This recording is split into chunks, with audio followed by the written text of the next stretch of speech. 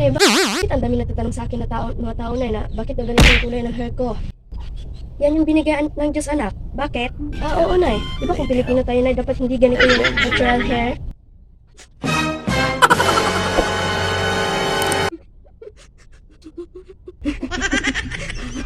Meron kasi akong tinatago sa iyo, anak.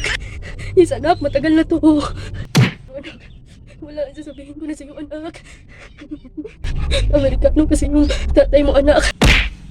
Meron din siya pinapakita sa akin na video, anak. Sinend niya sa akin. Noon pa to, pero ngayon ko lang ipapakita sa iyo, anak. Ito.